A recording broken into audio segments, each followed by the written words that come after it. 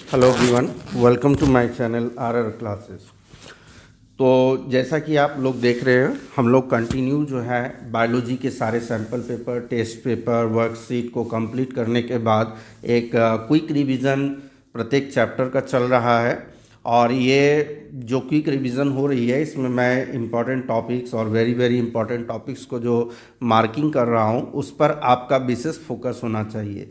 आप यदि ऐसा करते हो तो एग्ज़ाम्स में जो है आपके इतने मार्क्स आएंगे कि आप फुली सेटिस्फेक्शन को देखोगे। तो चलिए हम लोग नेक्स्ट चैप्टर की ओर बढ़ते हैं, जो कि है बायोलॉजी का third chapter, that is reproduction.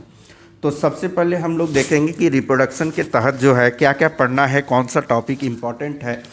तो हम लोग देखेंगे यहाँ पर इंट्रोडक्शन टू रिप्रोडक्शन। रिप्रोडक्शन क्या है उसके बारे में, asexual reproduction, sexual reproduction in flowering plant, sexual reproduction in human being. ये 4 टॉपिक को एकदम बढ़िया से करेंगे। जो जो पॉइंट मैं इंपॉर्टेंट मार्किंग कर रहा हूँ उस पर विशेष ध्यान रखेंगे। सबसे पहले अगर आपको पूछा जाए रिप्रोडक्शन क्या है, तो रिप्रोडक्शन एक ऐसा बायोलॉजिकल प्रोसेस है, ये लाइफ प्रोसेस नहीं है। रिप्रोडक्शन एक ऐसा बायोलॉजिकल प्रोसेस है जिसके तहत कोई ऑर्गेनिज्म अपने जैसे नए ऑर्गेनिज्म को प्रोड्यूस करता है। अपने जैसे का मतलब है कि इंसान के जो बच्चे होंगे इंसान की तरह, या कोई जीव के बच्चे होंगे तो उसी जीव की तरह, ठीक है। अब यहाँ पर है, ये आपका इम्पॉर्टेंट है, ये आपका इम्पॉर्टेंट है। क्या है एडवांटेजेस किस चीज़ का, रिप्रोडक्शन। भाई रिप्रोडक्शन होती है तो उसका इम्पॉर्टेंस क्या है, क्यों होती है। तो सबसे पहली बात है कि जो एक पार्टिकुलर स्पेसीज होता है, जैसे कि ह्यूमन बींग्स हो गया, या फिर काऊ के प्रजाति हो गए, या फिर कैट्स हो, या लॉयंस हो, टाइगर्स हो, है ना, इनकी जो विशेष प्रजाति है उस प्रजाति को इस धरती पर बनाए रखने के लिए reproduction help in the continuity of particular species on the earth. समझ में आ गया। दूसरा चीज़ है कि देखिए आप लोग अभी प्रायः देख रहे होंगे कि इन्वायरमेंटल जो चेंजेस आ रही है उसके कारण बहुत सारे बर्ड्स जो है उनका अस्तित्व खत्म होते जा रहा है ना, वो उनकी अस्तित्व खत्म होती जा रही है। तो ऐसा क्यों हो रहा है, क्योंकि उसमें वेरिएशन की कहीं ना कहीं कमी हो रही है। तो रिप्रोडक्शन होने से क्या होता है, वेरिएशन क्रिएट होता है, जो कि डीएनए को हेल्प करता है स्पेसीज को स्टेबल करने के लिए, वो स्पेसीज अधिक लॉन्ग टाइम के लिए इस धरती पर बना रहे। तीसरा है इवोल्यूशन। भाई इवोल्यूशन माने उद्भव, है ना। उद्भव का मतलब जैसे इंसान की उत्पत्ति, ऐसा माना जाता है ना कि पहले हम लोग वानर के रूप में थे तो हम लोग के नए जीव के रूप में उद्भव हुई। तो ये मदद करता है आपका रिप्रोडक्शन। चलिए डीएनए के बारे में बहुत अच्छा जानना है, ये भी टॉपिक इम्पॉर्टेंट है। इसका फुल फॉर्म होता है डीऑक्सी न्यूक्लिक एसिड, ठीक है। ये क्या होता है ना, ये एक थ्रेड लाइक स्ट्रक्चर होता है।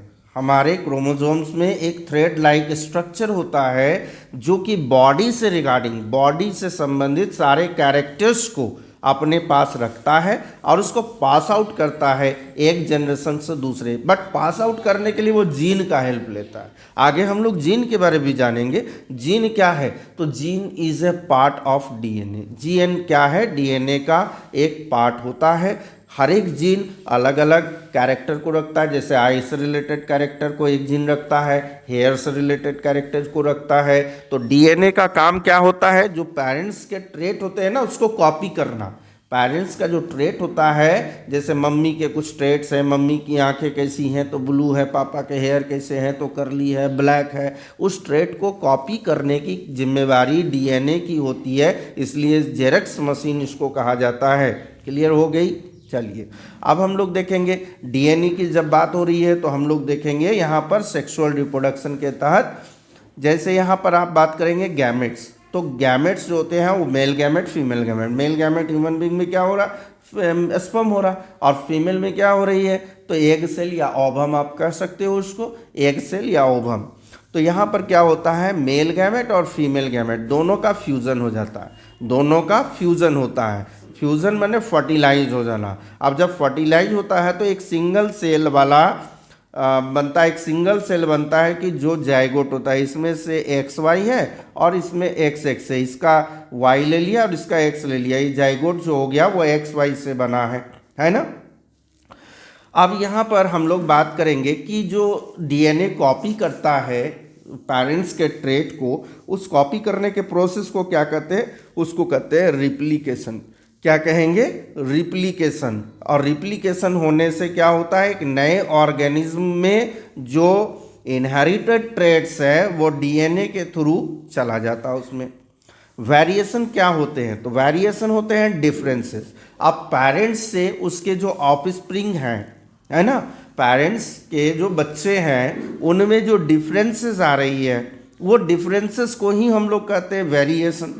अब पेरेंट्स जो है डिफरेंसेस में क्या, अब देखिए डिफरेंसेस नहीं होगा तो सभी व्यक्ति एक समान दिखने लगेंगे। जैसे पी प्लांट लीजिए, सब एक जैसे दिखते हैं प्लांट में, तो वहाँ पर एसेक्सुअल रिप्रोडक्शन होता है। सेक्सुअल में क्या होता है, डिफरेंसेस आने के कारण दो भाई के जो शक्ल है, चेहरे हैं, हाव भाव है, या फिर जो कुछ है वो डिफरेंट डिफरेंट दिखने लगता है। तो वेरिएशन जरूरी है, वेरिएशन नहीं होगा तो कैसे पता चलेगा कौन है मोहन, कौन है सोहन, है ना, कौन है राम, कौन है आपका, अलग अलग पहचानने में इसको मदद करता है। प्रोडक्शन ऑफ वेरिएशन, वेरिएशन होती कैसे है भाई, जब भी यहाँ पर एक डायग्राम के माध्यम से हम लोग समझने का प्रयास करेंगे कि कैसे ये वेरिएशन हो रही है।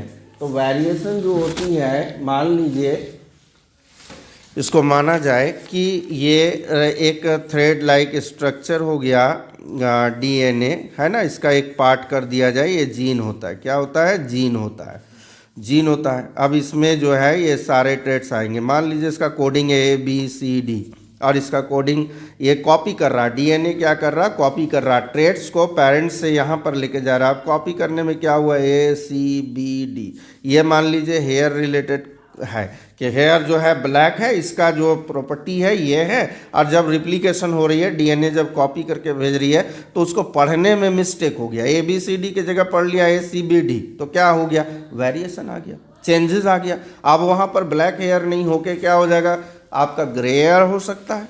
समझ में आ गया। तो ये जो कॉपी करने के समय में जो फॉल्ट हो रही है, जो एरर क्रिएट हो रही है, उसी के कारण वेरिएशन प्रोड्यूस हो जाता है। चलिए आगे हम लोग बढ़ेंगे कि इंपॉर्टेंस ऑफ वेरिएशन, वेरिएशन क्यों जरूरी है। इंपॉर्टेंस ऑफ हमने रिप्रोडक्शन देखा, तो अब वेरिएशन क्यों जरूरी है। सबसे पहले जानिए कि वेरिएशन होने से कोई भी ऑर्गेनिज्म जो है इन्वायरमेंटल चेंजेस को अडॉप्ट कर सकेगा। मान लीजिए इस ग्लोबल वार्मिंग के टाइम में जो इन्वायरमेंट में चेंज हो रहा है, तो उसको अडॉप्ट कर पाएगा और वो लॉन्ग टाइम सर्वाइव कर पाएगा। इसके अलावा वेरिएशन किसी भी स्पेसीज को स्टेबिलिटी प्रोवाइड करता है, साथ में इवोल्यूशन में मदद करता है।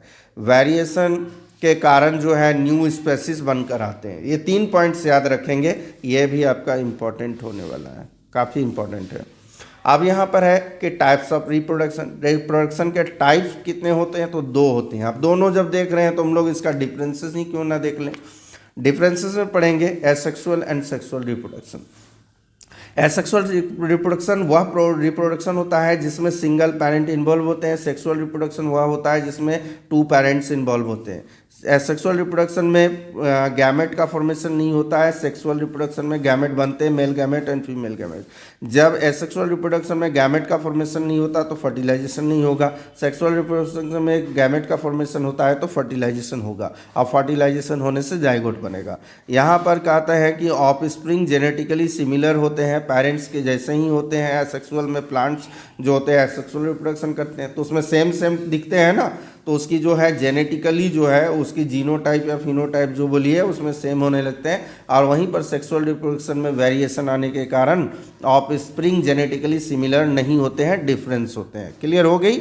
चलिए यहाँ पर हम लोग पढ़ेंगे एसेक्सुअल रिप्रोडक्शन में कौन कौन से टाइप्स होते हैं। ये भी आपका ये टॉपिक इम्पोर्टेंट था, काफ़ी इम्पोर्टेंट। एसेक्सुअल रिप्रोडक्शन में कौन कौन से टाइप होते हैं, तो यहाँ पर production of offspring by a single parent without formation fusion of gamete, यानी चूंकि एसेक्सुअल रिप्रोडक्शन में हमने देखा गैमेट नहीं बनता तो फ्यूजन नहीं होगा, यानी फर्टिलाइजेशन नहीं होगा।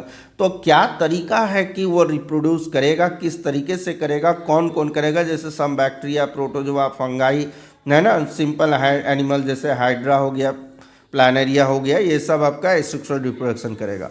यहाँ पर हम लोग टाइप्स पढ़ेंगे टाइप्स ऑफ एसेक्सुअल रिप्रोडक्शन। ठीक है, फिजन का मतलब क्या हो गया, तो डिवाइड हो जाना, टूट जाना, फ्यूज जुड़ जाना और फीज टूट जाना। ठीक है, तो यहाँ पर फिजन में भी हम लोग पढ़ेंगे। चलिए आते हैं टाइप ऑफ एसेक्सुअल रिप्रोडक्शन। आप याद रखेंगे फिजन में दो तरह का होगा, एक बाइनरी एक मल्टीपल। बाइनरी में दो टुकड़ों में बटेगा, मल्टीपल में कई टुकड़ों में बटेगा। फ्रैगमेंटेशन में क्या होगा, वो भी टुकड़ों में बटेगा। बडिंग में आगे हम सब देखेंगे, पहले आप देख लेंगे कौन कौन से पॉइंट्स हैं। तो fission, fragmentation, budding, spore formation and regeneration और साथ में वेजिटेटिव प्रोपेगेशन। ठीक है, अब हम लोग यहाँ पर समझेंगे, यह वाला काफ़ी इंपॉर्टेंट है, VBI कर देता हूँ मैं ताकि आप लोगों को डाउट ना हो ये टॉपिक। तो VBI में क्या देखेंगे, ये जो अमीबा है भाई, अमीबा अपने ऑफ स्प्रिंग कैसे जनरेट करता है। अमीबा है क्या, यूनिसेलुलर ऑर्गेनिज्म है और यूकैरियोटिक सेल होता है। यूकैरियोटिक सेल होता है जिसमें न्यूक्लियस मौजूद रहेगा। ठीक है, अमीबा देखिए it has pseudopodia to move और कैप्चर फूड, ये तो हम लोगों को पता ही है, न्यूट्रिशन में हमने पढ़ा था। डायग्राम में समझेंगे, ये आपका अमीबा हो गया है ना, ये चूँकि मैच्योर हो गया है तो इसके अंदर में देखिए सबसे पहले क्या होता है ना कि ये अपने जैसे दो न्यूक्लियस का डिवीज़न हो गया, साइटोप्लाज्म का डिवीज़न हो गया, साइटोप्लाज्म में जो जो ऑर्गेनेल्स होते हैं वो बट गया, और ये देखिए यहाँ से छोर पतला होने लगा, ये जो है ये खिंचाने लगा यहाँ पर, है ना। इस जगह पर क्या हो गया, साइटोप्लाज्म डिवाइड हो रहा। पहले न्यूक्लियस डिवाइड हुआ, न्यूक्लियस के डिवाइड होने को हम लोग कहते हैं कैरियोकाइनेसिस, याद रहेगा, कैरियोकाइनेसिस, न्यूक्लियस का डिवाइड होने को। और साइटोप्लाज्म जो डिवाइड हो रहा है उसको हम लोग कहेंगे साइटोकाइनेसिस। कैरियोकाइनेसिस न्यूक्लियस डिवाइड होता है, साइटोकाइनेसिस साइटोप्लाज्म डिवाइड होता है। और ये जैसे ही यहाँ खिंचा गया है तो पतला होते जाएगा, यहाँ से ये टूट जाएगा और इसके दो बच्चे आ गए, यानी ये डाउटर सेल होते हैं। अब इसमें क्या है कि जहाँ भी एसेक्सुअल रिप्रोडक्शन हो रहा है वहाँ पर इसको डाउटर सेल कहा जाता है, क्योंकि ये तो डाउटर ही है ना, ये आगे जाके प्रोड्यूस करेगा, फिर अपने जैसे ही ऐसे इसी प्रोसेस से बच्चे को प्रोड्यूस करेगा, तो ये डाउटर होते हैं। अब यहाँ पर आएंगे हम लोग, ये हो गया आपका इरेगुलर फिजन। इरेगुलर फिजन का मतलब है कि फिजन इस तरह भी हो सकता है, फिजन इस तरह भी हो सकता है, फिजन आपका इस तरह भी ट्रांसवर्स भी हो सकता है, लॉन्गिट्यूडनल भी हो सकता है। ये जिस तरह चाहे उस तरह अपना फिजन कर सकता है, इसलिए इसको हम लोग कहेंगे इरेगुलर फिजन। लॉन्गिट्यूडनल फिजन में हम लोग पढ़ेंगे जिसमें कि लिस्मानिया, काला ज्वर जिसका कारक है, तो लिस्मानिया के बारे में पढ़ेंगे। ये भी यूनिसेल्युलर है, यूकैरियोटिक ऑर्गेनिज्म है ना, एक तरह का प्रोटोजोआ है। और यहाँ पर आप देख रहे हो कि फ्लैगुला, यहाँ पर था आपका कौन, सूडोपोडिया मूवमेंट के लिए और कैप्चरिंग फूड के लिए, यहाँ पर फ्लैगुला है जो कि उसके मूवमेंट में मदद करता है, और ये काला ज्वर इसके कारण होता है। याद रखेंगे ये लिस्मानिया के कारण काला अजर यानी ब्लैक फीवर हम लोग कहेंगे वो होता है। इसमें देखिए लॉन्गिट्यूडनल डिवाइड होता है। भाई ये मैच्योर हुआ तो यहाँ से क्या हुआ, एक फ्लैगुला और डेवलप हो गया और ये दो पार्ट में बट गया, इसके डाउटर सेल्स बन गए। इसके बाद हम लोग आएंगे ट्रांसवर्सल फिजन, इस तरह डिवाइड होगा, ट्रांसवर्सल में इस तरह बटेगा, तो ये पारामीशियम में देखेंगे तो पारामीशियम भी जो है एक यूनिसेलुलर ऑर्गेनिज्म है और इस तरह वो डिवाइड होता है। यहाँ पर टॉपिक इम्पॉर्टेंट उतना ही नहीं था, आपका जो है अमीबा वाला था। इसके अलावा प्लाज्मोडियम की बात करेंगे। प्लाज्मोडियम जो है एक यूनिसेलुलर ऑर्गेनिज्म है, लेकिन उसमें मल्टीपल फिजन होता है, कई सारे उसमें उसके डाउटर सेल्स बनते हैं। अब हम लोगों का यहाँ पर ये वाला टॉपिक आप इम्पॉर्टेंट कर लेंगे कि क्या है बाइनरी फिजन और मल्टीपल फिजन में डिफरेंसेस। यहाँ पर बात करेंगे कि बाइनरी फिजन में क्या है, दो डाउटर सेल बनते हैं, पेरेंट्स डिवाइड होकर दो डाउटर सेल बनाते हैं, यानी पेरेंट का अस्तित्व खत्म हो जाता है। मल्टीपल फिजन में क्या होता है, कई सारे डाउटर सेल बनाते हैं, मोर देन 2, कई सारे डॉटर सेल बनाते हैं पेरेंट्स टूटकर। यहाँ पर बाइनरी फिजन में जो ब्रेक होता है, स्प्लिटिंग होता है, टूटना होता है या फिजन होता है, वो डिवीज़न एक ही बार होता है। और मल्टीपल फिजन में क्या होगा, बार बार डिवाइड होगा, तभी तो कई सारे डॉटर सेल्स बनेंगे। यहाँ पर होता है कि बाइनरी फिजन एक डेफिनिट पैटर्न में हमने देखा था कि किस प्रकार इरेगुलर फिजन, लॉन्गिट्यूडनल फिजन है ना, ट्रांसवर्सल फिजन में हुआ था। और यहाँ पर जो है एनी पैटर्न, किसी भी पैटर्न में डिवीजन हो जाता है। एग्जाम्पल बात करेंगे हम लोग बाइनरी फिजन का, अमीबा, सम बैक्टीरिया, लिस्मानिया, पारामीशियम में बाइनरी फिजन होता है। वहीं पर प्लाज्मोडियम आप एग्जाम्पल रखोगे मल्टीपल फिजन का। चलिए यहाँ पर हम लोग फ्रैगमेंटेशन का देखेंगे। तो फ्रैगमेंटेशन क्या होता है, एक यह जो प्रोसेस होता है स्पाइरोगायरा की अगर हम लोग बात करेंगे तो स्पाइरोगायरा जो होता है ना वो एक मल्टी सेलुलर है। मल्टी सेलुलर है तो वो कई टुकड़ों में डिवाइड हो जाता है। एक ऐसा सिचुएशन आता है कि वो कई छोटे छोटे टुकड़ों में डिवाइड हो जाता है। डिवाइड होता है तो उसके नए आउटर सेल बन जाते हैं, तो उन टुकड़ों को हम लोग फ्रैगमेंट्स कहते हैं। ठीक है, इसका डायग्राम बना लेंगे। बडिंग को ध्यान रखेंगे कि बडिंग क्या होता है कि ये वाला देखिए फिगर, यहाँ पर हम लोग देखेंगे इस फिगर को। ये हो गया इसका पेरेंट सेल। यहाँ पर देखिए एक उभार निकला, एक बर्ड निकला, है ना, ये उभार निकला, ये धीरे धीरे इसमें ट्रांसफ़र होने लगा। आपके साइटोप्लाज्म वगैरह जितना है या फिर जो भी सेल ऑर्गेनिल्स है सब ट्रांसफ़र होने लगा। और अंततः यहाँ से ये क्या होता है, ये डिवाइड हो जाता है। एट लास्ट ये वाला पार्ट डिवाइड होके और एक नया ऑर्गेनिज्म तैयार कर लेता है। ठीक है, समझ में आ गया। अब आते हैं हम लोग हाइड्रा में भी देख लें। हाइड्रा में भी देखेंगे, ये हाइड्रा है ना, ये मल्टी सेलुलर ऑर्गेनिज्म है, सेक्सुअली रिप्रोड्यूस करता है। और सबसे पहले क्या करता है, एक बर्ड बनाता है। यहाँ पर आप देख रहे हो ये बर्ड बना रहा है। ये बर्ड धीरे धीरे क्या होगा, इसी के जैसा डेवलप होगा। देखिए ये डेवलप हो रहा है, बर्ड धीरे धीरे डेवलप हो रहा है, न्यूट्रिएंट्स वगैरह अपने पेरेंट्स से ले रहा, डेवलप हो रहा है। जब ये पूरा डेवलप हो जाएगा, अपने ही पेरेंट के जैसा बन जाएगा, तो यहाँ से ये कट के अलग हो जाएगा। समझ में आ गया। तो यहाँ पर पेरेंट का अस्तित्व रह गया और यहाँ पर नए जो ऑर्गेनिज्म है वो तैयार हो गया। तो इस तरह आपका बर्डिंग भी है। अब हम लोग आ जाते हैं स्पॉर फॉर्मेशन। स्पॉर फॉर्मेशन का बेस्ट एग्जांपल आपका राइजोपस होता है। तो राइजोपस जो आप लोग देखते हो कि ब्रेड वगैरह में जो फंगाई वगैरह लग जाता है ना, जिसको भुआ हम लोग कहते हैं, भुआ लग जाना। तो स्पॉर फॉर्मेशन एक तरह का एसेक्सुअल रिप्रोडक्शन होता है। और इसमें क्या होता है कि एक मल्टीपल स्टेप प्रोसेस होता है जो कि रीजनरेट करता है। आप यहाँ पर देखोगे ये राइजोपस है, ये पूरा क्या है, राइजोपस है। तो ये नीचे जो रूट की तरह दिख रहा है इसको हम लोग क्या कहेंगे, राइजोइड्स। क्या कहेंगे, राइजोइड्स, रूट की तरह। ये जो पाइप लाइक स्ट्रक्चर दिख रहा है आपका, ये हो गया स्पॉन्जिया। क्या हो गया, ये स्पॉन्जिया। ये वाला जो स्पॉन्जिया यहाँ जहाँ पर स्पोर्स जमा रहते हैं वो हो गया स्पॉन्जिया। ठीक है। और ये जो पाइप लाइक स्ट्रक्चर है इसको कहेंगे स्पोरेंजियोपोर्स। क्या कहेंगे, स्पोरेंजियोपोर्स। अब ये जैसे ही मैच्योर होता है स्पोरेंजिया, इसके अंदर स्पोर्स जो है वो बढ़ने लगते हैं, डेवलप होते हैं और एक समय ऐसा आता है कि ये ब्रस्ट हो जाता है। और जैसे ही ब्रस्ट होता है इसमें बहुत सारा जो है स्पोर्स हवा, माने काफ़ी हल्के होते हैं ना, तो हवा के माध्यम से उसका वो एक जगह से दूसरे जगह, माने ब्रेड के विभिन्न भागों में जाकर बैठ जाते हैं। अब ये पार्ट जैसे एक ब्रेड, ये ब्रेड हमने लिया, ब्रेड के इस पार्ट में आ गया, तो यहाँ सबसे पहले क्या होगा, राइजोट्स बढ़ेगा, माने इसका रूट सिस्टम बढ़ेगा, उसके बाद ऊपर वाला बढ़ेगा।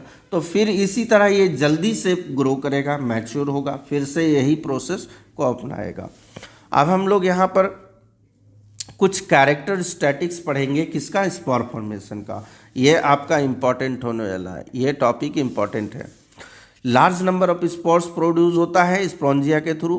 ठीक है, दे आर राउंडेड, वो गोल गोल होता है, स्पैरिकल शेप होते हैं, बहुत हल्के होते हैं, इतने हल्के होते हैं कि हल्की सी हवा चली कि वो ट्रांसफ़र हो जाता है एक जगह से दूसरे जगह। तीसरा जो है वो हर जगह, माने कॉम्पिटिशन एट वन प्लेस्ड, मतलब क्या है कि ये दूर दूर जाने से ना, एक जगह पर अगर एक ही जगह पर आप सारे प्लांट्स को लगाओगे तो न्यूट्रिएंट्स वो लोग रिसीव जो करेगा ना, उसमें कंपटीशन हो जाएगा। एक प्लांट ज़्यादा ले लेगा, दूसरे वाले को पूरा नहीं मिलेगा तो वो डेड हो जाएगा। तो इसमें ऐसा नहीं होता, इसके पार्टिकल्स दूर दूर तक जाते हैं जिससे कॉम्पिटिशन नहीं होता है। ठीक है, क्लियर हो गई। चलिए रीजनरेशन को पढ़ेंगे। तो रीजनरेशन क्या है, आपने देखा होगा कभी कभी छिपकली के जो पूंछ होते हैं वो कट जाते हैं और फिर से रीजनरेट हो जाते हैं, यानी रीजनरेशन एक तरह का उनके लिए सुपर पावर होता है, सुपर पावर, ठीक है। जैसे स्टारफिश का अगर एक आर्म कट जाए या लिजार्ड की पूंछ कट जाए तो वहाँ प्लानेरिया होता है, वो अपने आप को कट जाए या किसी एक्सीडेंटल में हो तो वहाँ पर क्या होता है, उसका लॉस्ट पार्ट फिर से निकल जाता है। तो रीजनरेशन क्या हम लोग देखेंगे तो प्लानेरिया में दोनों होता है, एसेक्सुअल रिप्रोडक्शन के तहत भी और सेक्सुअल रिप्रोडक्शन के तहत भी। अब ये टॉपिक जो है वेरी वेरी इंपॉर्टेंट है आपके वेजिटेटिव प्रोपेगेशन, बीबीआई मैं कर दे रहा हूँ। सबसे पहले जानिए कि प्लांट्स में जो फ्लावरिंग प्लांट होते हैं तो फ्लावर जो होते हैं वो रिप्रोडक्टिव पार्ट होते हैं, लेकिन फ्लावर क्या करता है, सेक्सुअल रिप्रोडक्शन। हम लोग क्या पढ़ रहे हैं, एसेक्सुअल रिप्रोडक्शन। तो प्लांट्स के कुछ वेजिटेटिव पार्ट्स होते हैं। वेजिटेटिव पार्ट्स जैसे हम लोग बात करेंगे कि स्टेम की, रूट की, लीफ की, तो उससे एक नया प्लांट ग्रो कर देना, ठीक है, यही हो गया वेजिटेटिव रिप्रोडक्शन। अब यहाँ पर ये दो तरह का हुआ, नेचुरल वेजिटेटिव प्रोपेगेशन और दूसरा आर्टिफिशियल जो हम लोग कराते हैं। तो नेचुरल में हम लोगों को ध्यान नहीं देनी है, ये वाला टॉपिक इम्पॉर्टेंट है, आर्टिफिशियल। अब प्लांट्स को जो है हम लोग आर्टिफिशियली तरीके से किस प्रकार वेजिटेटिव प्रोपेगेशन कराएंगे, तो पहला है कटिंग, दूसरा है लेयरिंग, तीसरा है ग्राफ्टिंग, ठीक है। कटिंग, लेयरिंग और ग्राफ्टिंग। अब यदि हम लोग कटिंग की बात करेंगे तो जैसे कि आपने देखा होगा रोज़ प्लांट, रोज़ प्लांट्स के एक ब्रांच को हमने काट लिया और उसको सॉइल में लगा दिया तो वहाँ से एक न्यू रोज़ प्लांट निकल आया, तो यही तो प्रोसेस हो गया है कटिंग, ठीक है। लेमन प्लांट है, उसके ब्रांच को काटा, मनी प्लांट है, उसके ब्रांच को काटा, सॉइल में लगा दिया, फिर से एक नया प्लांट जनरेट हो गया, ये होता है कटिंग। लेयरिंग की बात करेंगे तो लेयरिंग में क्या होता है, मान लीजिए कि एक आपका ये प्लांट है, इसका ये वाला आपका ब्रांच है, ये ब्रांच जो है इसको हमने क्या किया, यहाँ पर दबा दिया, यहाँ पर कुछ नेल वगैरह से दबा दिया और इसके टिप को ऊपर रखना है, तो फिर क्या होगा, यहाँ से रूट सिस्टम जनरेट होगा और ये प्लांट ग्रो होगा, फिर इसके ब्रांच निकलेंगे, फिर इसको आगे हम लोग इस तरह बढ़ा सकते हैं। तो ये हो गया लेयरिंग, ठीक है। चलिए आगे हम लोग बढ़ते हैं, आगे बढ़ेंगे ग्राफ्टिंग। ग्राफ्टिंग में क्या है, जैसे आप देख रहे हो इस प्लांट को देखेंगे, यहाँ से हमने काट लिया, यहाँ पर डायगोनल काट लिया, इस तरह काटेंगे, ठीक है। इस प्लांट को काट लिया और यहाँ पर भी काट लिया। अब क्या किया, इस वाले को इसमें जोड़ दिया और इस वाले को उठा के यहाँ जोड़ दिया, है ना। तो stem of a plant is cut, then another strong stem या स्ट्रॉन्ग प्लांट, उसको भी इसी तरह काट लेंगे और वहाँ पर जोड़ देंगे और वैक्स वगैरह लगा देंगे उसके। इसी प्रोसेस को कहते हैं ग्राफ्टिंग। इसके माध्यम से एप्पल, ऑरेंज ये सब उगाया होता है। अब एडवांटेजेस की बात करेंगे हम लोग, तो एडवांटेजेस क्या है भाई, वेजिटेटिव प्रोपेगेशन से अगर हम लोग प्लांट ग्रो करा रहे हैं तो इसके कुछ फ़ायदे भी होने चाहिए, बिल्कुल फ़ायदे हैं। तो यहाँ पर क्या है कि plant rise by this process can bear flower, fruits, जो है वो सीड्स वगैरह सब माने जल्दी हो जाते हैं। एक तरह से समझिए कि अगर वेजिटेटिव प्रोपेगेशन से आप प्लांट उगाते हो तो सीड के कंपैरिजन में, जैसे फ्लावर में हो गया ना रिप्रोडक्शन, कौन सा, सेक्सुअल रिप्रोडक्शन, तो वहाँ सीड जनरेट होगा, सीड को आप लगाओगे, फिर सीड से नए प्लांट तैयार होंगे, काफ़ी वक्त लग जाएगा। लेकिन वेजिटेटिव प्रोपेगेशन से क्या है, समय कम लगेगा। आप एक रोज़ प्लांट लेते हो, उसके स्टेम को काटते हो और सॉइल में लगा देते हो, तो वो कम समय में ग्रो हो जाएगा। और दूसरा क्या है कि वो सिमिलरिटी को दिखाएगा, अपने ही जैसे जिस प्लांट से काटा गया उसी प्लांट के जैसे वो भी फ्लावर डेवलप करेगा, उसके पत्ते भी उसी तरह के होंगे। लेकिन वहीं अगर हम लोग बात करेंगे सेक्सुअल रिप्रोडक्शन में तो वहाँ वेरिएशन आएगा, तो हो सकता है कलर वगैरह चेंज दिखाए। तो पहला पॉइंट्स हो गया कि इसमें हम कम समय में प्लांट को ग्रो करा सकते हैं, साथ में हम अधिक संख्या में माने कम समय में और अधिक से अधिक प्लांट को ग्रो करा सकते हैं। और ये काफ़ी ही इजी मेथड है प्लांट को प्रोड्यूस करने का। और इसके लिए हम लोग बात करेंगे कि वैसे प्लांट जिसमें सीड नहीं होते हैं, फ्लावर नहीं होते हैं, वैसे प्लांट के लिए ये काफ़ी बेनिफिशियल होता है। और describe fruits can be maintain desirable fruits, यानी हम लोग अगर ग्राफ्टिंग की बात करेंगे, भाई ये खट्टे आम देने वाले प्लांट थे, ये मीठे आम देने वाले, हमने ग्राफ्टिंग के माध्यम से चेंज कर दिया, तो यहाँ क्या होगा, एक ही प्लांट में हम लोग डिफरेंट आम, डिफरेंट टेस्ट वाले आम को प्राप्त कर सकते हैं। तो ये फ़ायदा हो गया आपका। चलिए एक लास्ट टॉपिक हम लोग एक्सेक्सुअल रिप्रोडक्शन के तहत देखेंगे। ये एक इम्पॉर्टेंट टॉपिक था, ये बीबीआई, ये वाला पॉइंट बीबीआई है, क्या advantage of vegetative propagation. Tissue culture में देखेंगे। टिश्यू कल्चर ना ये लेबोरेटरी मेथड होता है, इसको लैब में किया जाता है। डिफरेंट तरह के जो क्रॉप्स होते हैं उसके टाइप्स, उसमें जो जनरेशन की कैपेसिटी होती है उसको देखना, ये सारे टिश्यू कल्चर के तहत आते हैं। तो इसमें क्या है, वेजिटेटिव प्रोपेगेशन ही है। इस मेथड में क्या करता है ना, एक प्लांट के छोटे से टुकड़े को टेस्ट ट्यूब में ले लिया जाता है और उस टेस्ट ट्यूब में कुछ हार्मोन वगैरह डाल देता है और उससे फिर वो प्लांट को ग्रो करा के देखता है। फ़ायदा क्या है इससे कि इसमें हम लोग जेनेटिकली न्यू प्लांट को डेवलप करना चाहते हैं, जो सिमिलर प्लांट है। अगर हम लोग उच्च क्वालिटी के हाई यील्डिंग सीड्स को जनरेट करना चाहते हैं तो उसके लिए पहले टिश्यू कल्चर प्रैक्टिकल करके देख लेना होगा। इसके अलावा हम लोग सीडलेस फ्रूट को ग्रो करा सकते हैं। वैसे ऐसे तो बीज से ही पौधा होगा, लेकिन जिसमें बीज नहीं होगा वैसे फ्रूट्स को भी हम लोग ग्रो करा सकते हैं। और ये काफ़ी फास्ट होता है, ये ऐसा टेक्निक है जिसमें कम समय में हम लोग प्लांट को ग्रो होते हुए देख सकते हैं। और एक प्लांट से, केवल एक प्लांट के टिश्यू से हम लोग कई प्लांट उगा सकते हैं। तो ये आपके हो गए एसेक्सुअल रिप्रोडक्शन। अब हम लोग नेक्स्ट वाले टॉपिक में देखेंगे सेक्सुअल रिप्रोडक्शन पार्ट 2 में, जो कि है सेक्सुअल रिप्रोडक्शन। समझ लीजिए इसको क्या है कि it is a type of reproduction in which 2 parents are involve. या रिप्रोडक्शन का वह टाइप होता है जिसमें 2 पेरेंट इन्वॉल्व होते हैं, है ना। और इस प्रोसेस में मेल गैमेट और फीमेल गैमेट उनके बीच में फर्टिलाइजेशन, यानी मेल फीमेल गैमेट का फर्टिलाइजेशन होता है और एक नया ऑर्गेनिज्म बनता है। क्लियर हो गई, यानी मेल गैमेट और फीमेल गैमेट की फॉर्मेशन होती है, फर्टिलाइजेशन होती है, एक न्यू ऑर्गेनिज्म तैयार होता है। क्लियर होगी। फर्टिलाइजेशन क्या है, तो फर्टिलाइजेशन क्या है कि फीमेल गैमेट, यानी it is the process of fusion of male germ cell with female germ cell.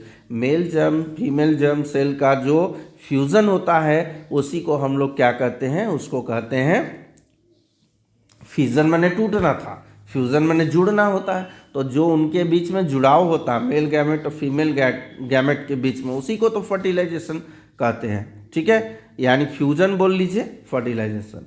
सबसे पहले ये वाला इंपॉर्टेंट टॉपिक बीबीआई देखेंगे आप, हर तरह के सवाल इससे रिलेटेड रहेगा।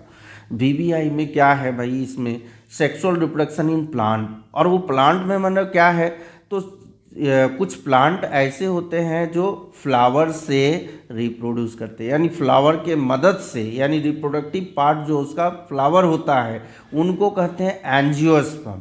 क्या कहेंगे, एंजियोस्पर्म।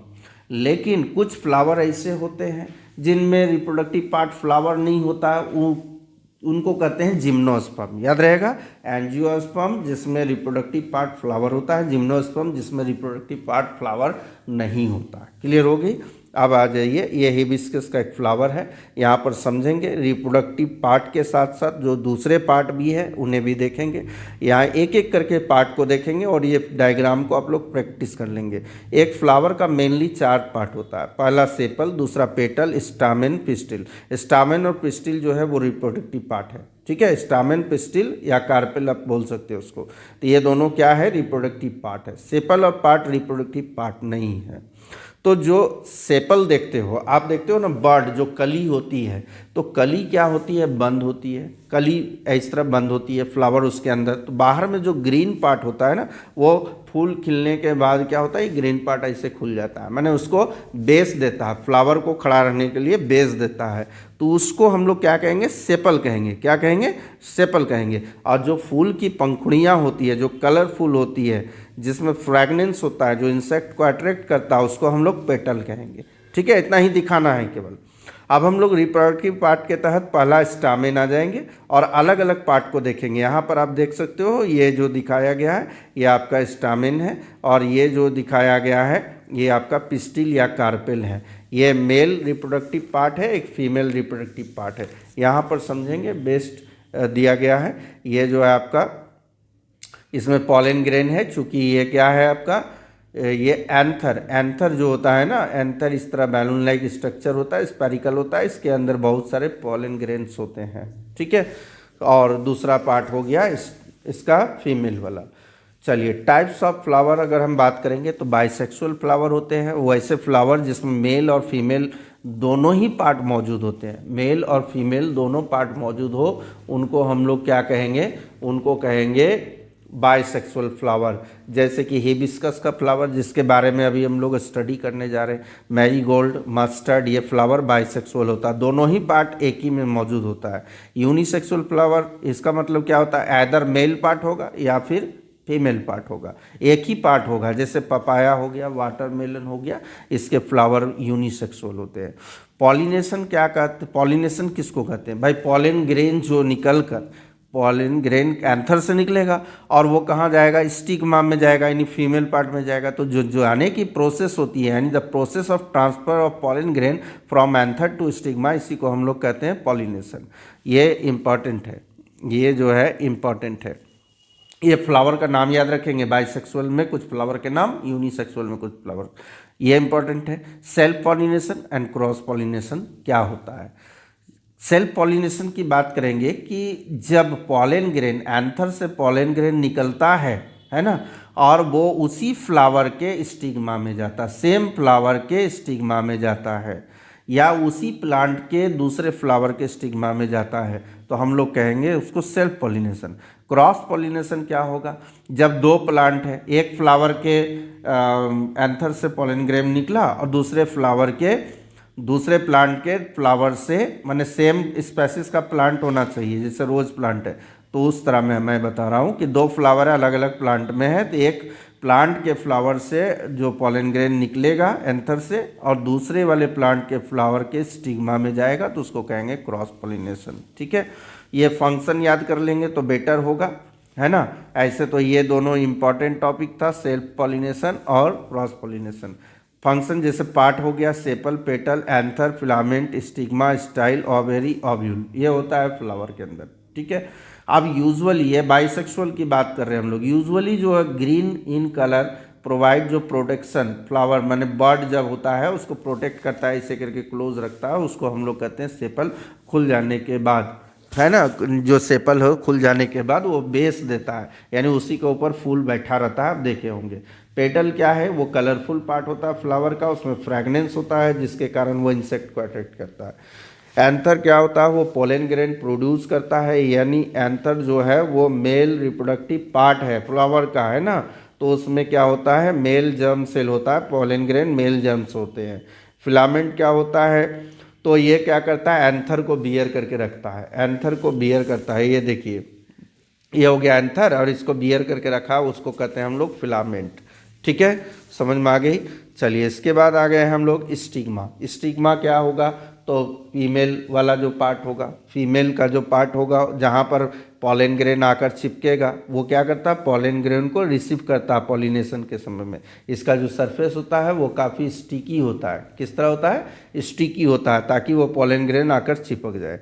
स्टाइल की बात करेंगे, जो स्टिग्मा को, माने स्टिग्मा को ओवेरी से जोड़ता है, वह पाइप, एक तरह का पाइप लाइक स्ट्रक्चर होता है जो ओवेरी को स्टिग्मा से जोड़ता है, उसको हम लोग कहते हैं स्टाइल।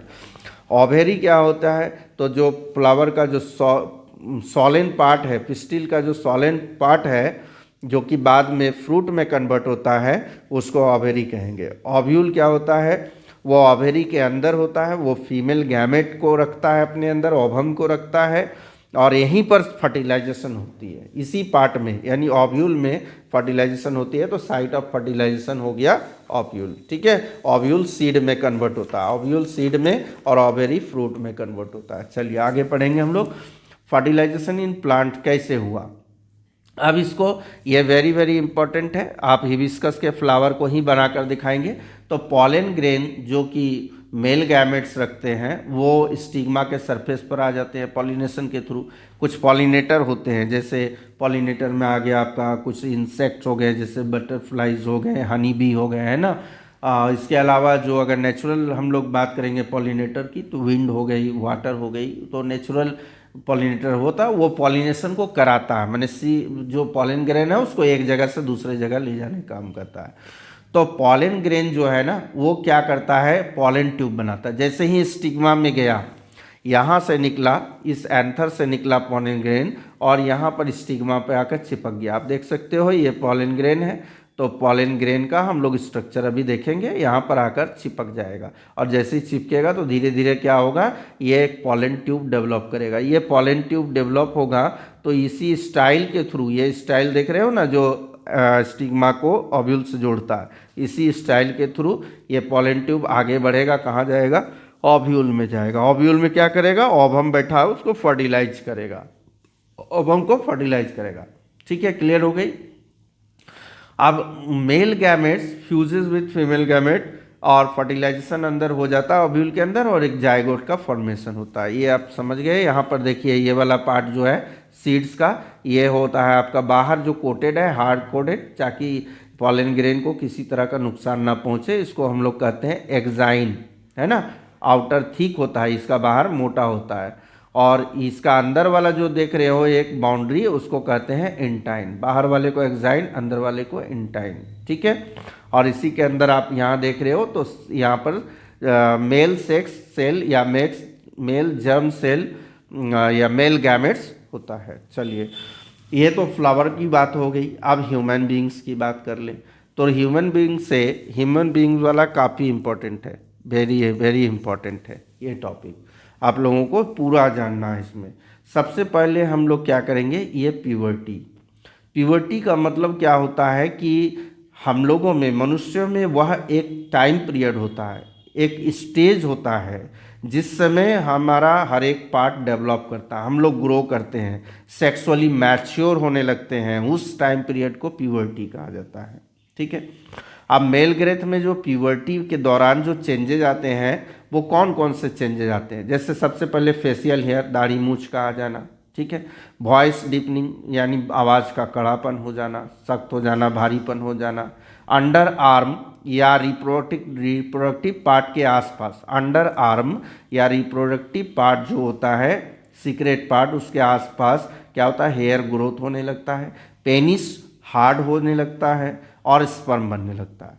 फीमेल में क्या होती है, तो सबसे पहले ब्रेस्ट डेवलप करेगा, ब्रेस्ट डेवलप होने के बाद अंडर आर्म या अराउंड द रिप्रोडक्टिव पार्ट, वहाँ हेयर ग्रो करने लगते हैं, वर्जिना के आसपास हेयर ग्रो करते हैं, है ना। और मेनार्क क्या होता है, फर्स्ट, जिसमें फर्स्ट मेंस्ट्रुएशन होता है, उस पीरियड को हम लोग उसको कहते हैं मेनार्क। तो मेनार्क वहाँ पर माने स्टार्ट होने लगता है और थाई वगैरह जो है वो इंक्रीज होने लगता है, फैटी होने लगता है। तो ये चेंजेस हम लोग देखेंगे। अब चलिए, सबसे पहले ये भी टॉपिक इम्पॉर्टेंट है आपका, मेल गैमेट्स और फीमेल गैमेट्स में डिफरेंसेस क्या है। सबसे पहले मेल गैमेट को हम लोग स्पर्म कहते हैं, फीमेल गैमेट को ओवम कहते हैं। क्लियर है। स्पर्म जो है वो मोटाइल होते हैं यानी मूव करते हैं, यानी वो टेस्टिस से निकलते हैं और फिर फीमेल रिप्रोडक्टिव पार्ट में जाकर ओवम को फर्टिलाइज करते हैं, तो ये मोटाइल होते हैं और ओवम नॉन मोटाइल होते हैं। स्पर्म जो है वो टेस्टिस में प्रोड्यूस होता है और ओवम जो है ओवेरी में होता है। स्पर्म जो है वो अधिक संख्या में प्रोड्यूस होता है, वहीं ओवम जो है अल्टरनेट, माने इस मंथ, जैसे इस मंथ पहले वाले ओवेरी से हुआ तो दूसरे मंथ सेकेंड, एक ही ओवम रिलीज होगा, वो भी अल्टरनेट में। और वहीं स्पर्म अधिक संख्या में होता है। स्पर्म का साइज जो होता है वो छोटा छोटा होता है, ओवम का साइज इसकी कंपैरिजन में बड़ा होता है। ठीक है, स्पर्म बनने की जो प्रोसेस होती है उसको कहते हैं स्पर्मेटोजेनेसिस, और वहीं ओवम बनने की जो प्रोसेस होती है oogenesis। तो oogenesis कब होती है, तो ये देखिए गर्ल्स में जो ओवम होता है वो उसके बर्थ में ही हो जाता है, बर्थ जब होता है उस समय। लेकिन अगर हम लोग यहाँ पर स्पर्म फॉर्मेशन की बात करेंगे तो ये प्यूबर्टी एज में पुरुषों में होती है। ये रहा आपका मेल रिप्रोडक्टिव सिस्टम। आपका डायग्राम दिया रहेगा, डायग्राम देने के साथ जो है आपको इसमें लेबल करने बोलेगा कुछ नाम को। तो सबसे पहले यहाँ पर देख लीजिएगा, ये आपका यूरेटर है। क्या है, ये जो देख रहे हो आप, ये यूरेटर है। ठीक है, और ये पार्ट जो है ये ब्लडर है। ये क्या है, यूरिनरी ब्लडर है। ठीक है, यहाँ पर यूरिन आकर टेम्पोररी जमा होता है। अब यहाँ पर देखिए जो पेयर ऑफ टेस्टिस है ना, ये पेयर ऑफ टेस्टिस है, देख रहे होंगे, ये आउटसाइड ऑफ द एब्डोमेन होता है। क्योंकि इसमें टेम्परेचर मेंटेन करना होता है, इसको बॉडी से कम टेम्परेचर रखना होता है, इसलिए ये आउट्स ऑफ द बॉडी होता है। स्क्रोटम के अंदर जो है टेस्टिस होते हैं। स्क्रोटम क्या है? एक बैग लाइक स्ट्रक्चर, उसके अंदर टेस्टिस होते हैं। ये टेस्टोस्टेरोन हार्मोन के साथ साथ जो है स्पर्म को फॉर्म करते हैं, ठीक है, रिलीज करते हैं। तो यहाँ पर जो है ये हो गया। यहाँ पर से जो है निकलता है आपका स्पर्म निकल रहा है, वो इमैच्योर होता है। इमैच्योर होता है तो इसको कौन लेकर जा रहा है? इसको इमैच्योर होता है तो इसको कौन लेकर जा रहा है? इसको लेकर जाता है वास डिफरेंस। कौन लेकर जा रहा है? Vas deferens. ये वाला नली देखिए, ये वास डिफरेंस है। वास डिफरेंस में आ जाता है स्पर्म, और स्पर्म यहाँ पर क्या होता है, आने के बाद मैच्योर होना शुरू होता है। यहाँ पर कुछ समय रुकता है ताकि वो मैच्योर हो जाए, क्योंकि उसको एक लंबी दूरी तय करनी है। तो यहाँ दो ग्लैंड होते हैं, सेमिनल वर्सेल और आपका प्रोस्टेट ग्लैंड। ये देख रहे हो प्रोस्टेट ग्लैंड यहाँ पर दिख रहा होगा आपको, ये उभार प्रोस्टेट ग्लैंड, और ये हो गया सेमिनल वर्सल। ये क्या करता है? लिक्विड सिक्रेट करता है, जिसको सीमन कहते हैं। ये किस लिए करता है? ताकि स्पर्म को न्यूट्रिशन मिले। न्यूट्रिशन मिलेगा तो वो मैच्योर होगा, उसमें गति आएगी, है ना, इस कारण ये देता है। क्लियर हो गई? ये पेनिस हो गया। पेनिस के थ्रू जो है आपका यहाँ पर देखेंगे ये वाला पार्ट जो है यूरेथ्रा, यूरेथ्रा के थ्रू ये बाहर आ जाता है। तो टेस्टिस में समझेंगे स्क्रोटम के अंदर होता है, ये वाला है बैग लाइक स्ट्रक्चर, इसके अंदर पेयर ऑफ टेस्टिस होता है। सेमिनल फेरस ट्यूबल देखेंगे यहाँ पर, जो कि क्या करता है, स्पर्म सेल को प्रोड्यूस करता है। ये अंदर के पार्ट को इतना डीपली जाना नहीं है, ये वाला पार्ट आपको देखना है, ये इंपॉर्टेंट हो गया। चलिए यहाँ पर हम लोग क्या करेंगे, कुछ फंक्शन देखेंगे। सारे के फंक्शन जो हमने अभी बताया उस फंक्शन को देखेंगे। सबसे पहले हम लोग आते हैं टेस्टिस की ओर। तो टेस्टिस क्या करता है? स्पर्म सेल यानी स्पर्म सेल को प्रोड्यूस करता है, मेल गैमेट को प्रोड्यूस करता है, साथ में टेस्टोस्टेरोन रिलीज करता है। सेमिनिफेरस ट्यूबल वो क्या करता है? वो प्रोड्यूस करता है इमैच्योर स्पर्म। क्या करता है? इमैच्योर स्पर्म सेल प्रोड्यूस करता है। और यहीं पर बात करेंगे एपिडिडाइमिस, ये क्या करता है? ये स्पर्म को स्टोर रखता है और उसको मैच्योर करने में मदद करता है। बास डिफरेंस क्या करता है? स्पर्म को कैरी करके ले जाता है, कहाँ तक? एपिडिडाइमिस में, यहाँ तक इसको लेकर जाता है बास डिफरेंस। यहाँ पर एपिडिडाइमिस में ही रुकेगा, कौन? स्पर्म यहीं पर मैच्योर होने के लिए रुकेगा। कौन लेकर गया उसको? टेस्टिस से, वास डिफरेंस। सेमिनल वेसिल और प्रोस्टेट ग्लैंड। सेमिनल वेसिल जो सिक्रेशन करेगा, उस सिक्रेशन में आपका फ्रुक्टोज होगा, है ना, जो फ्रुक्टोज देंगे तो उसमें फ्रुक्टोज इज क्या बोला जाए, फॉर्म ऑफ ग्लूकोज। तो फ्रुक्टोज क्या करेगा? एनर्जी प्रोवाइड करेगा स्पर्म को। वहीं पर प्रोस्टेट ग्लैंड की बात करेंगे तो वो अल्कलाइन बफर सिक्रेट करेगा, है ना, जिसको सीमन कहेंगे। वो क्या करेगा? एसिडिक इन्वायरमेंट से जब वर्जिना के अंदर जाएगा स्पर्म, तो उसको एसिडिक इन्वायरमेंट मिलेगा तो उसको प्रोटेक्ट करने में मदद करेगा। क्लियर हो गई? इसके अलावा जो है आपका वाल्वोथ्रल ग्लैंड जो है वो सिक्रेट करेगा कुछ म्यूकस। वो म्यूकस क्या करेगा? स्पर्म को बचाएगा, वही काम करेगा एसिडिक मीडियम से, जो यूरेथ्रा से जब निकलेगा तो एसिडिक मीडियम से उसको बचाएगा। यूरेथ्रा क्या करता है? वो सीमन जो लिक्विड बना जिसमें कि स्पर्म है मिला हुआ, उसको बाहर निकाल कर ले जाएगा, और साथ में यूरिन को भी बाहर निकालने का काम करता है। पेनिस क्या करता है? तो पेनिस स्पर्म को थ्रो आउट करता है, वर्जिना के अंदर थ्रो आउट करता है। चलिए यहाँ पर फीमेल रिप्रोडक्टिव सिस्टम में हम लोग देखेंगे तो आप देख रहे हो यहाँ की यहाँ पेयर ऑफ ओवेरीज है, एक लेफ्ट ओवेरी एक राइट ओवेरी। तो यहाँ क्या होता है? इस मंथ में लेफ्ट ओवेरी से एक ओवम रिलीज होगा, तो अगले महीने में राइट ओवेरी से एक ओवम रिलीज होगा। ये ओवम जो है यहाँ पर जा रहा है, इस यह वाला नली आप देख रहे हो, इस नली को कहते हैं फैलोपियन ट्यूब, यानी ये हो गया साइट ऑफ फर्टिलाइजेशन।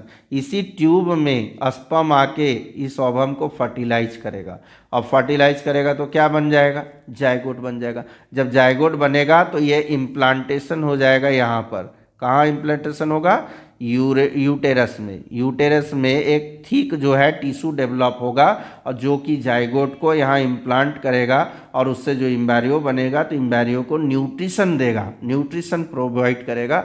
ये यहीं पर इसी को कोख कहा जाता है। ठीक है, ये जो नली देख रहे हैं, जिस नली से होकर स्पर्म आएगा, ये आपका हाइमेन हो गया। वर्जिना का जो ओपन पार्ट होता है ना, तो वर्जाइना जो ओपन पार्ट होता है उसको हाइमन कहेंगे। ये वर्जाइना हो गया। ये नली को हम लोग कार्बिक्स कहेंगे। कार्बिक्स से होते हुए ये स्पर्म कहाँ जाएगा? फैलोपियन ट्यूब में, जहाँ फर्टिलाइज करेगा। ठीक है।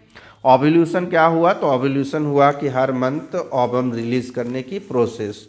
समझ में आ गई? चलिए आगे हम लोग पढ़ेंगे यहाँ ओवेरी के बारे में, सब पार्ट को जानेंगे। ये इम्पॉर्टेंट है, फिगर वाला ज़्यादा इम्पॉर्टेंट है। ओवेरी के बारे में यहाँ देखेंगे। ओवेरी क्या करता है? पेयर में होता है, एब्डोमेन के दोनों साइड होता है। ये फीमेल गैमेट्स प्रोड्यूस करता है। एक ओवेरी एक मंथ में एक ओवम रिलीज करता है। ओविडक्ट क्या हो गया? उसी का दूसरा नाम है फैलोपियन ट्यूब। ओविडक्ट या फैलोपियन ट्यूब यह क्या करता है? ओवम को रिलीज करता है ना, रिलीज करता है और फर्टिलाइज वहीं पर होता है और उसको यूटेरस में ट्रांसफर करता है। ठीक है। यूटेरस की बात करेंगे। ये बैग लाइक स्ट्रक्चर होता है जहाँ पर जो जाइगोट आएगा उसका डेवलपमेंट होगा। ठीक है, क्लियर हो गई? चलिए यहाँ पर देखिए क्या लिख रहा है नोट में। Male gametes and ovum come in contact in the fallopian tube where fertilization take place, then zygote form and settle और attach to the uterus. Uterus में आकर वो सेटल हो जाता है, जिसको इम्प्लांटेशन कहते हैं। Where large number of blood vessel present होता है, क्योंकि न्यूट्रिएंट्स उसको देना है, उस बेबी का ग्रोथ होगा, है ना। Take place by getting nutrient and release wastage product through, यहाँ पर एक कोड होता है आपका अम्बिलिकल कोड होता है जिसको कहते हैं प्लासेंटा। तो प्लासेंटा क्या करता है? प्लासेंटा न्यूट्रिएंट्स भी देता है और वेस्ट प्रोडक्ट को भी अलग करता है। तो बच्चे की तरफ जो प्लासेंटा होगा वहाँ पर large number of blood vessel होंगे, वहाँ पर आपका विलीज मौजूद होगा। ठीक है। चलिए इसके बाद इफ एन ओवम, मान लीजिए कि ओवम फर्टिलाइज नहीं होता है, कोई ज़रूरी नहीं कि ओवम रिलीज हुआ और फर्टिलाइज ही होगा।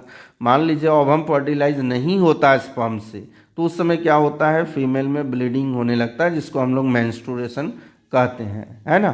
तो इसमें ओवम जो फर्टिलाइज नहीं हुआ वो यूटेरस का जो वाल जो ठीक होकर बैठा था, जहाँ की जाइगोट जो है आकर इम्प्लांट होगा, वो वाल भी टूटेगा, ओवम और साथ में कुछ ब्लड वेसल, ये टूटकर एक साथ गर्भ में निकलेंगे, जिसको मेंस्ट्रुएशन कहते हैं। फर्स्ट मेंस्ट्रुएशन होना वो मेनार्क कहलाता है। जब फर्स्ट टाइम होता है उस समय 11 to 12 ईयर में ये प्यूबर्टी एज में आरंभ हो जाती है। मेनोपाउज जो है आपका 45 to 45, मेनोपाउज कब होता है? 45 to 50 ईयर में होती है, जब ये आपका मेंस्ट्रुएशन बंद हो जाता है। उस प्रोसेस उसको क्या कहते हैं? उस अवस्था को मेनोपाउज। और जब शुरू होती है तो उसको मेनार्क। ठीक है। इसके बाद ओल्ड एज आ गया। चलिए इसके बाद हम लोग रिप्रोडक्टिव हेल्थ को भी पढ़ेंगे। ये काफ़ी इम्पॉर्टेंट होने वाला है चैप्टर। तो इसमें देख रहे हैं कि अधिकतर जो है वो इम्पॉर्टेंट टॉपिक ही हैं, और लेकिन क्विक रिवीजन हो रही है, छोटे से कम समय में हम लोग कंप्लीट करते जा रहे हैं। तो रिप्रोडक्टिव हेल्थ, इसका मतलब क्या हुआ कि एक ह्यूमन बीइंग, चाहे वो फिजिकली हो, इमोशनली हो, सोशली हो या बिहेवियर से हो, हेल्दी हो, ठीक है, उसको हम लोग रिप्रोडक्टिव हेल्थ के तहत मानेंगे। और इसमें क्या होती है, जैसे एसटीडी, एसटीडी क्या हुआ? Sexual transmitted disease.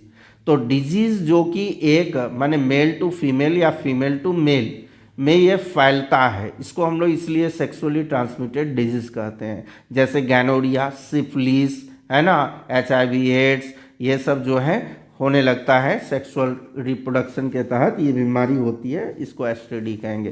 कंट्रासेप्शन क्या है? कंट्रासेप्शन का मेन कहने का अर्थ है कि जो प्रेगनेंसी है उसको स्टॉप करना, उसको रोकना, यानी जो ओवम है वो फर्टिलाइज नहीं होना। ठीक है।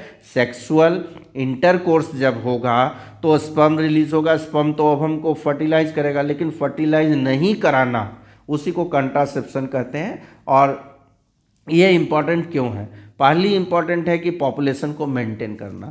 अगर मान लीजिए ओवम फर्टिलाइज हो जाता है तो बच्चों की संख्या बढ़ेगी, जनसंख्या बढ़ेगी, तो इसको रोकने के लिए, मेंटेन करने के लिए क्या होता है, ये कंट्रासेप्शन इम्पॉर्टेंट है। दूसरा कि दो बच्चों के बीच में गैप रखना, यानी फैमिली प्लानिंग हो या फैमिली साइज हो, बच्चों के बीच में गैप रखने के लिए कंट्रासेप्शन इंपॉर्टेंट होता है। और सेक्सुअल डिजीज लास्ट होता है, जो हमने पढ़ा था कि गैनोरिया, सिफिलिस, HIV, एड्स जैसे बीमारियों को रोकने के लिए ये कारगर है। अब यहाँ पर मेथड क्या है, कंट्रासेप्शन के कौन कौन से मेथड है, ये काफ़ी इंपॉर्टेंट है, VBI क्वेश्चन है, ठीक है।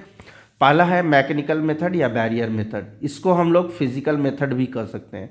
फिजिकल डिवाइड लाइक जैसे कंडोम होता है मेल फीमेल दोनों के लिए, या फिर डायफ्राम ओनली फीमेल के लिए, इस मेथड में यूज़ होता है, ठीक है।